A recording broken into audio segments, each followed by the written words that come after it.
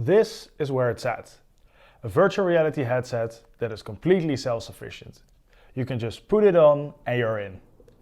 It tracks your hands for intuitive interaction, and because it's wireless, there are no limits to the size of your play space. And the best, it's only $300.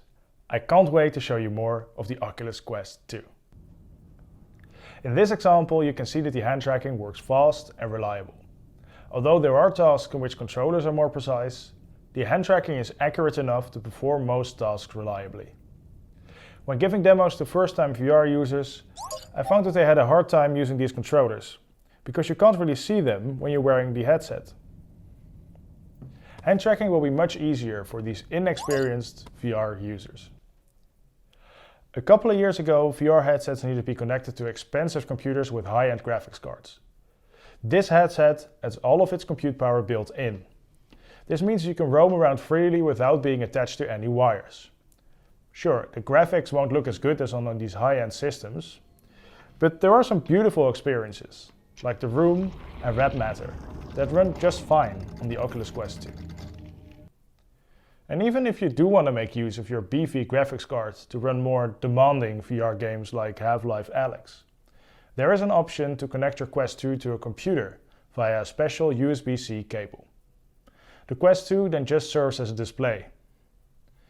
There's even experimental support for wirelessly streaming VR games from your gaming PC to the Quest 2. And talking about displays, the resolution of the Quest 2 is really good.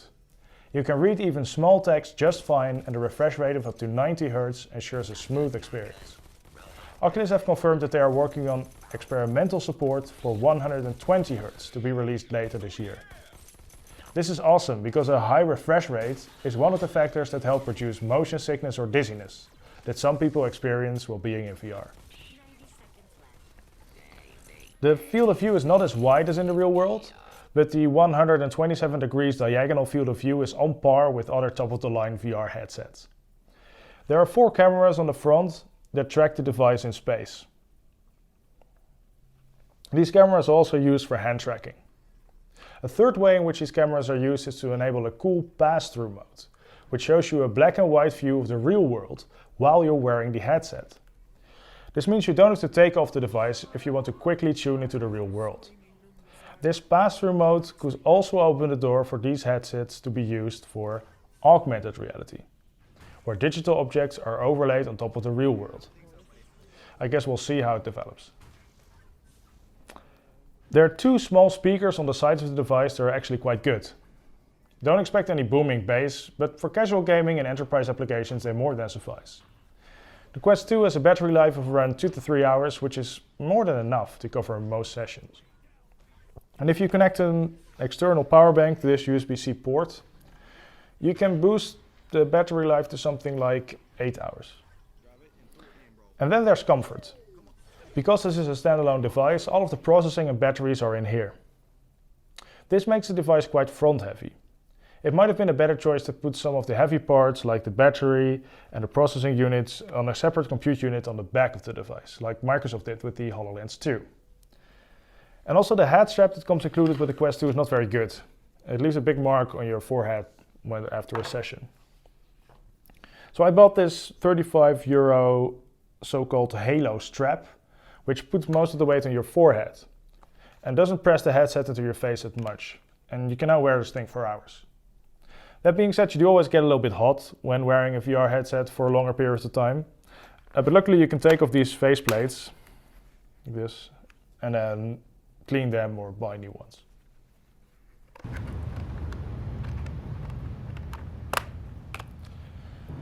As far as content goes, you've got plenty of options. You can go fishing, kill robots in Robo Recall, go on a mission to the International Space Station, visit the Anne Frank house, watch yourself on a big screen.